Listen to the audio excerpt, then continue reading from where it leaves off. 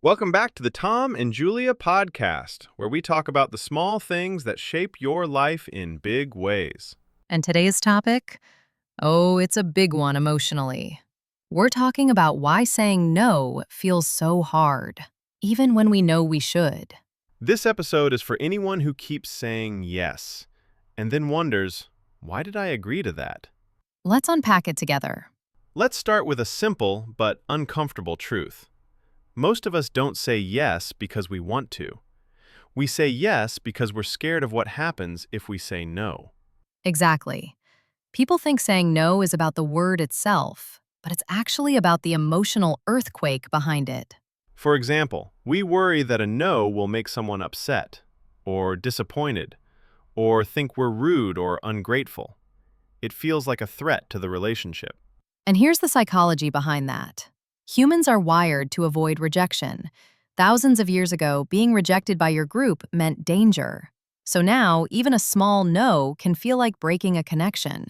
Which is why you feel that tightness in your chest, that little voice saying, just say yes, it's easier. We also grow up being rewarded for being agreeable.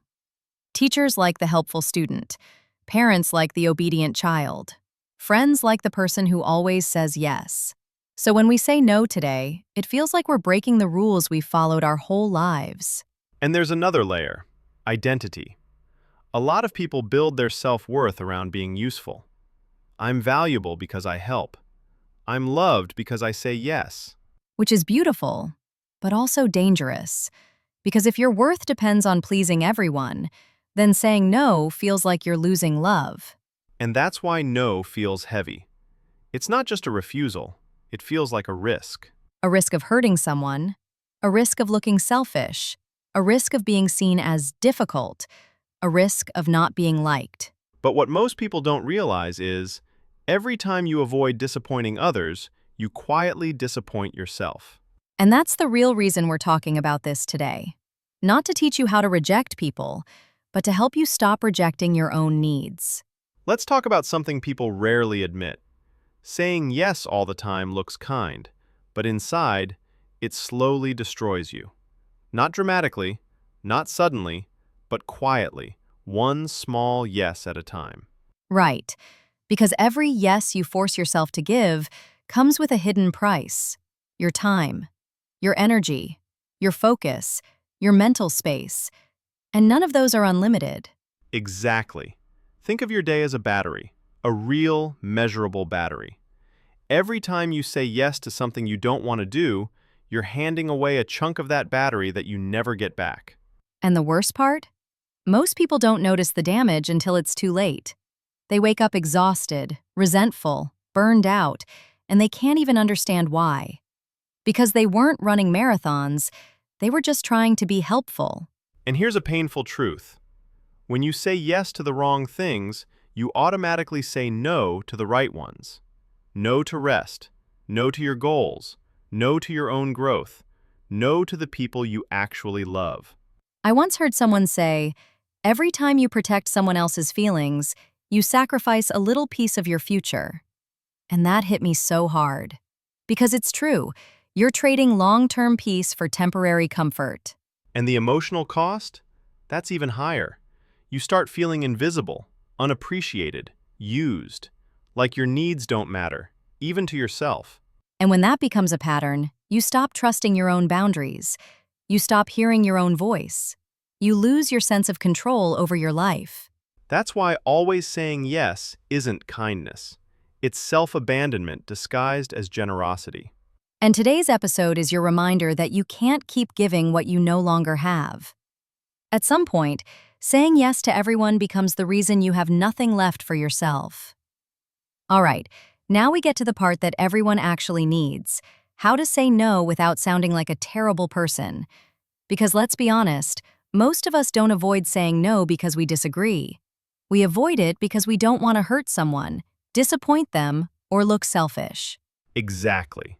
So this scene is all about giving you real sentences you can use in real life. And they're simple. No drama, no excuses, no guilt. Let's start with the easiest one. Here's something I say all the time. I'd love to help, but I can't take it on right now. It's warm, but it's clear. No long explanation, no apologizing 20 times, just calm honesty. And I like this version. Thanks for thinking of me, but I have to say no this time. It acknowledges the person, but you keep your boundary. Exactly.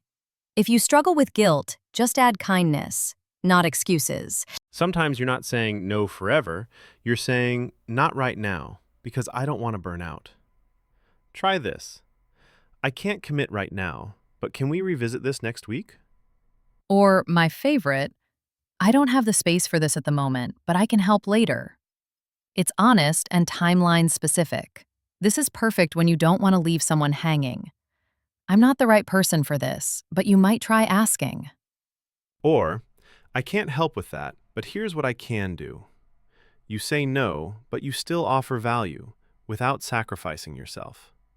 Sometimes you need a no that's clean, respectful, and doesn't invite negotiation. Try this. I'm focusing on fewer commitments right now, so I have to decline. Or the simplest one ever, and it still works. No, but thank you. That's the one people are scared to use because it feels too short. But here's the secret. The shorter the no, the less room there is for guilt. If it's someone close to you and you want to show them you care, try this. I love you, but I don't have the capacity for this right now. Or, I want to support you, but I can't take this on emotionally at the moment. These are powerful because you're being both honest and human. A lot of listeners struggle with saying no at work. Here's a professional one. Given my current workload, I can't take this on without delaying other priorities. Or the perfect office version. I can help with this, but I'd need clarity on what should be deprioritized. And no matter which script you use, there are 3 rules. Say it calmly, no over-explaining. Say it once. Repeating yourself makes you look unsure. Stop talking after your sentence. Yes, people ruin their own boundaries by talking too much out of guilt. A confident no is short, warm, and final. Not defensive, not emotional. Just human. People think no creates distance, but actually, a clear no creates trust. Because people know your yes is real. There's no hidden resentment, no fake enthusiasm, no silent stress. Healthy people appreciate boundaries. Unhealthy people get angry at them. And that difference tells you everything you need to know. Saying no also teaches others to respect your time and encourages them to be honest about theirs. It brings clarity, not conflict. All right, here's your challenge for this week. Say one intentional no. Just one. A small one. A simple one. A no that protects your peace. Notice how it feels. Notice that the world doesn't end. And notice how your self-respect grows a little. Because every no to something draining is a yes to the life you actually want. Thank you for listening. Take care of yourself and your time. See you in the next episode.